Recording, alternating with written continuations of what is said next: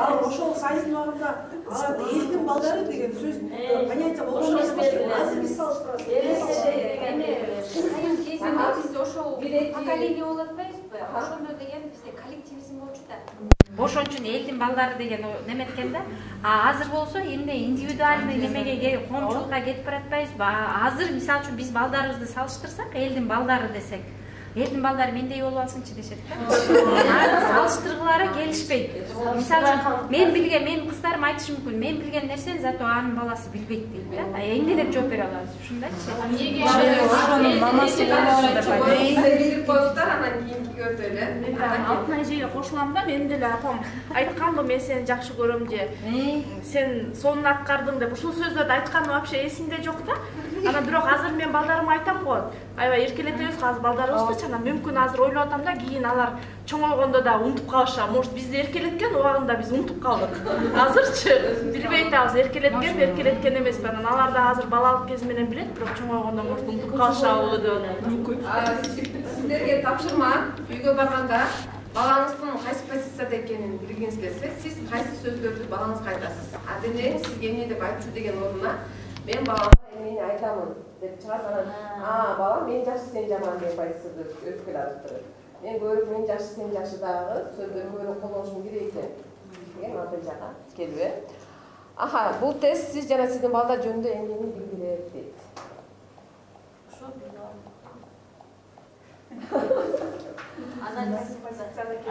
Анализді. Баарыңыздарга терең ыраазычылык.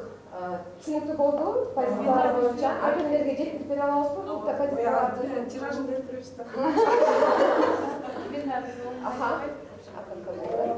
Мен мэрге келип отурганымдын өзү эле мен ата-энемдин салымы, апамдын салымы деп ойлойм, айрыкча. Анан ар бир сөзүдө мотивация берет. Азырга чейин апамдын эмеси деп ойлойм, ийгилиги деп ойлойм. Рахмат апама, аш жерден айтып коеюн да.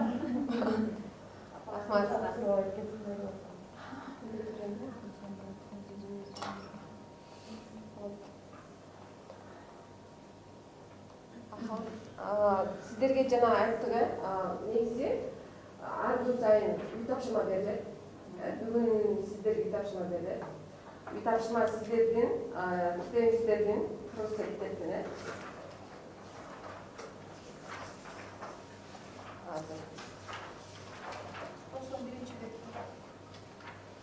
Аха. 91 бетинде сүйүү жана ишеним көрсөтүү дейт.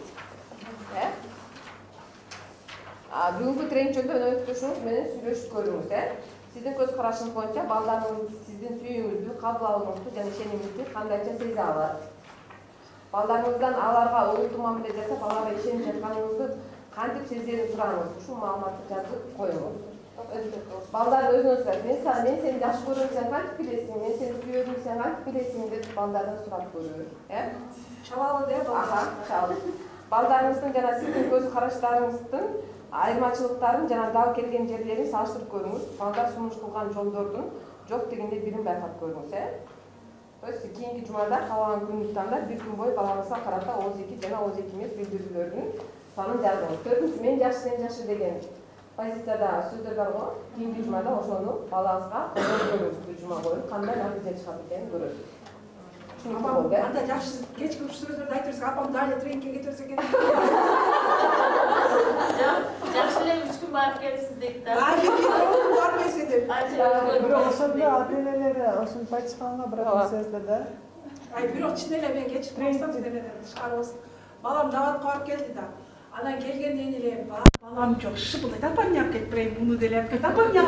Анан айтат, мен сен балам бир ай сайын, жума сайын, 2 жумада бир жөнөтө турган экен деп. Анан биз да тренингке келе берели бактап. Үйрөнөбүз да жаңы нерсе. Анда жыйынтыкта